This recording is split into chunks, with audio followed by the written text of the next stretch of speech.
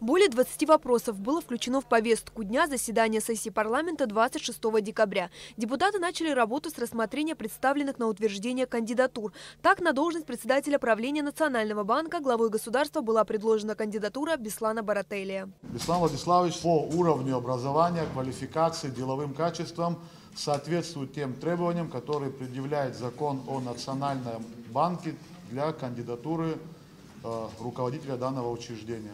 Второй кадровый вопрос касался рассмотрения кандидатуры Руслана Тыркма на должность первого заместителя генерального прокурора. Парламентарии приняли решение провести голосование по обоим обозначенным вопросам тайным способом. В итоге обе кандидатуры были утверждены депутатами. Согласно повестке дня, парламентарии также определили организацию для проведения внешнего аудита Национального банка Республики Абхазия. В этом году аудиторская компания назначен ФБК Грант Тонтон. Мы неоднократно уже эту фирму, она проверяла деятельность нашего Национального банка.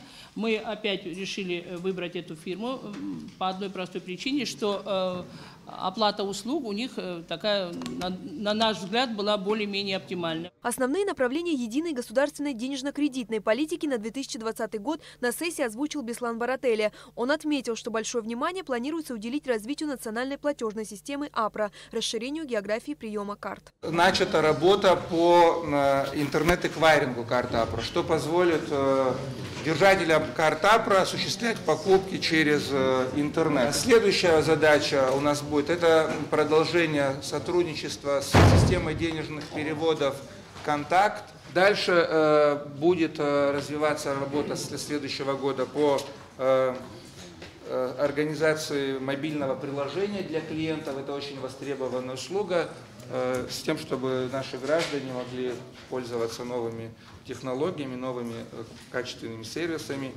И последнее еще направление – это выпуск бесконтактных карт АПРА.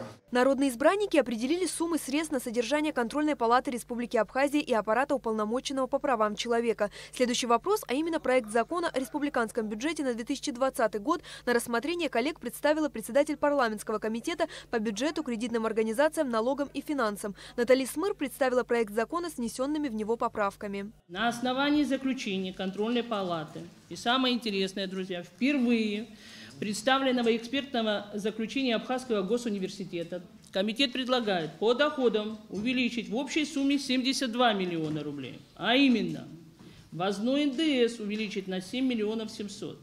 Доходы в виде прибыли, приходящиеся на долю уставных капиталов организации или дивидендов по акции, принадлежащей Республике Абхазия, 50 миллионов, которые не были предусмотрены. Данные поступления предусмотрены по дивидендам от долевого участия ГК «Абхазтоп» ООО «РН Абхазия». Доходы от перечисления чистой прибыли, остающиеся после уплаты налогов и иных обязательных платежей государственных организаций – 8 миллионов. Доходы, полученные от приватизации государственной собственности, увеличить на 6 миллионов 300. По расходам предусматривается увеличить в следующем объеме – 82 миллиона. Обсуждение законопроекта вызвало серьезную дискуссию. Ряд депутатов высказывали резкие мнения относительно структуры документа. И я считаю, я обращаюсь к депутатам, то, что не будем, давайте лишь бы нажать на кнопку и пойти отдыхать, а подойдем к этому вопросу хоть раз строго. Да, мы не можем парализовать власть, да, мы не можем, чтобы страна не работала, но мы и не можем такой бюджет принимать. Хочу спросить, можем ли мы принять бюджет, если расходы на содержание министерств и ведомств превышают затраты на реальный сектор экономики? Можем ли мы проголосовать за бюджет, в котором судебная власть, бюджет которой на 240 судей составляет около 100 миллионов рублей, об этом говорила Наталья Викторовна, и так при своей высокой заработной плате ежемесячно может делать себе начисления и премии, доводя заработную плату до 150-170 тысяч рублей в месяц.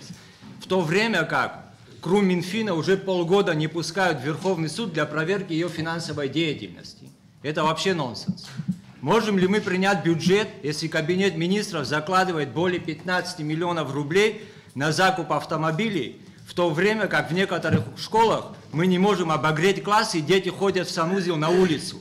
Со стороны исполнительной власти слово взял министр финансов, вице-премьер республики Джансух Нанба. Речь идет о приобретении специализированной, в большинстве своем специализированной техники, а именно по приобретению автомобиля скорой помощи с ИВЛ для новорожденных. Речь идет о приобретении специального транспорта с подъемником для дома престарелых и ряд других транспортных средств именно вот такого назначения. Парламентским комитетом по бюджету, кредитным организациям, налогам и финансам проведена серьезная работа по анализу бюджета. Однако, по мнению Джансуха Нанба, исполнить бюджет с внесенными поправками в данный момент не представляется возможным. Увеличение расходной части в следующем году, не имея возможности исполнить те обязательства, которые мы берем на себя, мы столкнемся с ситуацией, что не те люди, условно, те организации, которым мы увеличили на бумаге финансирование, мы и их не сможем обеспечить. И, соответственно, обеспечить, свои потребности по другим направлениям. Это приведет к дисбалансу и, безусловно, будут возникать вопросы. В части предлагаемых корректировок нам видится возможным предусмотреть данные корректировки уже в следующем году на этапе корректировки бюджета на 2020 год. После долгого обсуждения народные избранники в соответствии с регламентом заседания сначала определились с тем, что будут голосовать за весь пакет поправок одновременно. Затем депутаты голосовали за данные поправки. Однако законопроект не был поддержан большинством голосов. Следовательно, проект республиканского бюджета с поправками был отклонен. Государство будет работать по параметрам бюджета 2019 года. И в течение первых 3 месяцев мы должны будем представить, не мы, исполнительная власть должна будет изменить и представить новый проект бюджета, который будет рассматриваться парламентом. В принципе, знаете, в данном конкретном случае ничего страшного не произошло, то есть финансирование никуда не денется, может оно будет более такое, знаете, как, может сокращено где-то в каких-то рамках. Но в сущности статьи по заработным платам, это будет 100% исполняться. Так что никто не будет ущемлен в смысле неполучения заработных плат и всего остального.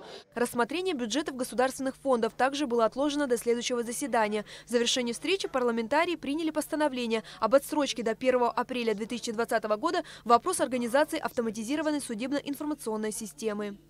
Амелия Бисмарк, Степан Мартиросян, Инала Гухава, Абхазское телевидение.